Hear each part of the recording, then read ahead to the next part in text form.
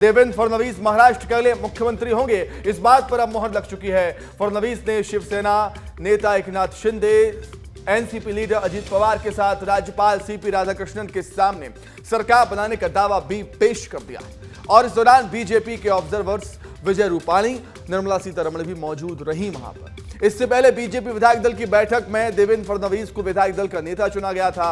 आज दिन भर महाराष्ट्र की सियासत में, महाराष्ट्र की राजनीति में क्या कुछ हुआ, तस्वीरों के माध्यम से आपको दिखा देते हैं। तस्वीरें देखिए।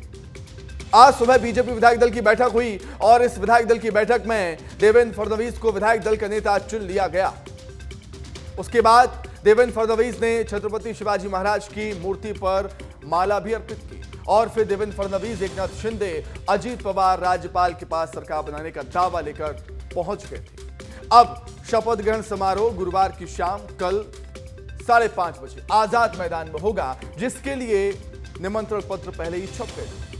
अब सरकार बनाने का दावा पेश करने के बाद देवेंद्र फडणवीस ने क्या कुछ कहा है वो भी सुन लीजिए।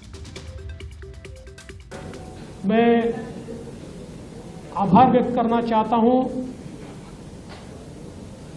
आदरणीय मुख्यमंत्री एकनाथ शिंदे जी का।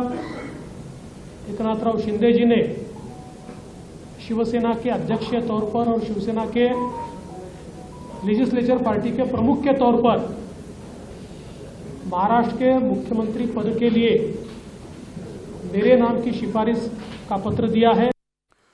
और इसी पर अधिक जानकारी के लिए, चर्चा के लिए सीधे हम राजधानी दिल्ली का रुख कर लेते हैं। हमारे सहयोगी राकेश चौधरी हमारे साथ जुड़ गए हैं दिल्ली से लाइव।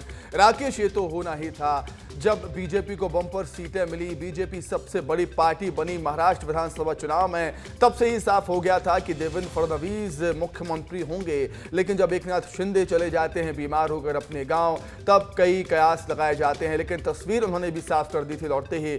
अब मुख्यमंत्री पद की शपथ कल लेने वाले हैं फडणवीस। देखिए सुमित, महाराष्ट्र की राजनीति के लिए आज का दिन बेहद अहम रहा। देवेंद्र फडणवीस के नाम पर मुहर लग गया है। अब वो तीसरी बार महाराष्ट्र का कमान संभालेंगे। एकनाथ शिंदे के बारे में जहां तक कहा जा रहा था कि वो नाराज हैं, वो नाराज होकर अपने पैतृक गांव चले गए, लेकिन जब वो लौटे तो सब कुछ साफ हो गया है। एकनाथ शिंदे डिप्टी सीएम के पद पर मान गए हैं, लेकिन एक जगह अभी भी पेच फंसा हुआ है, वो है मिनिस्ट्री का पोर्टफोलियो।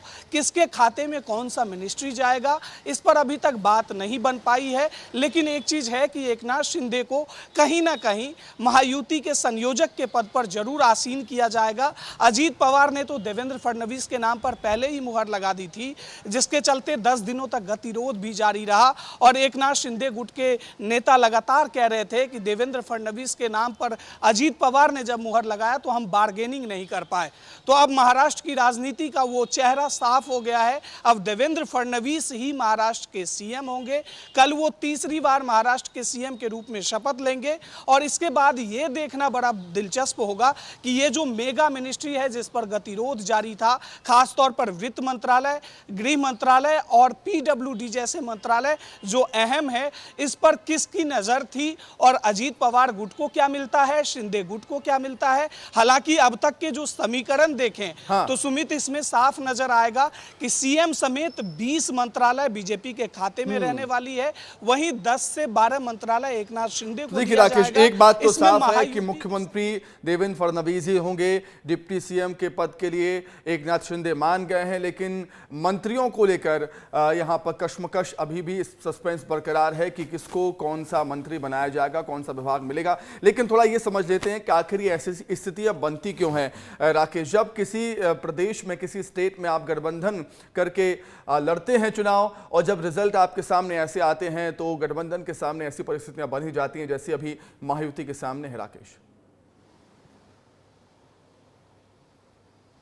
बिल्कुल सुमित, देखिए सीटों का पूरा खेल होता है। गठबंधन में अगर किसी दल को सबसे अधिक सीट मिलता है तो कयास ये लगाए जाते हैं कि उसी के दल का सीएम होगा और अहम जो मेगा मिनिस्ट्री है उसी दल के पास रहेगा।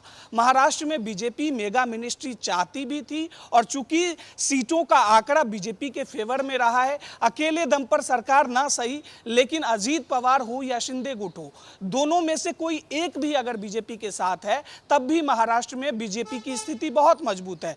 तो बीजेपी एक तरफ ये मान रही थी कि मेरी स्थिति बहुत सही है, इसलिए बार्गेनिंग में जो समय लगा है 10 दिनों में, ये जो चेहरा खिलकर सामने आया है। अब देवेंद्र फडणवीस को सीएम बनाना लगभग तय हो गया था। पहले ही दिल्ली में भी मीटिंग हुई, महाराष्ट्र में भी कई दौर की मीटिंग चली, लेकिन पोर्टफोलियो बंटवारे को लेकर जो समीकरण सामने आ रहा था उस पर कहीं ना कहीं अब मुहर लगते दिख रहा है।